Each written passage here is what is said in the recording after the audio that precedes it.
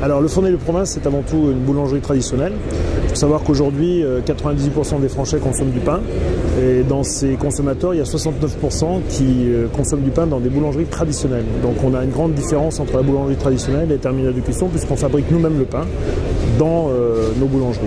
Donc c'est une histoire familiale avant tout, puisque M. Pérez a commencé la pâtisserie en 1958 et il a ouvert sa première boulangerie en 86, donc ça fait bientôt 30 ans. Et son fils Renan l'a rejoint en 95 et c'est en 2011 qu'ils ont commencé à penser à la franchise pour se développer un petit peu plus, puisque aujourd'hui on a 8 boulangeries en propre sur la région brestoise.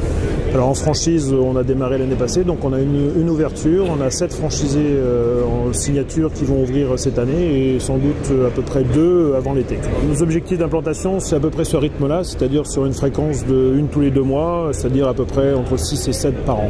Le territoire français nous intéresse, on a tendance à dire qu'on veut s'implanter en priorité dans la région Bretagne, mais c'est faux, on cherche à s'implanter dans toute la France. D'ailleurs, les prochaines ouvertures sont notamment à Sainte-Geneviève-des-Bois en région parisienne.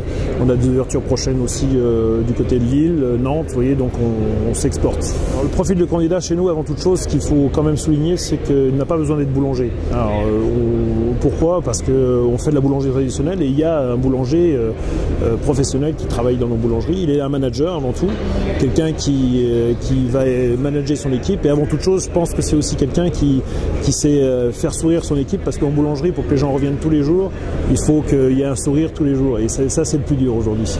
On n'a vraiment pas besoin d'avoir une collaboration avec la boulangerie. Il faut tout simplement être un bon manager, un bon gestionnaire, et puis un chef d'équipe, voilà. Et puis un travailleur surtout. Alors l'apport personnel ne dépend pas de nous, l'apport personnel dépend des banques aujourd'hui, et les banques aujourd'hui sur un financement, ils demandent à peu près 30%, donc ça dépend de l'investissement global, mais nous on est sur des investissements entre 400 et 450 000 euros sur une boulangerie totalité avec tout le matériel, etc., clé en main, donc ça représente à peu près entre 120 et 130 000 euros d'apport personnel. Alors la rentabilité aujourd'hui dans nos boulangeries est entre 8 et 11%, pour être exact 11,5%, ça c'est la moyenne. On estime qu'aujourd'hui il faut à peu près 2 ans pour atteindre cette rentabilité.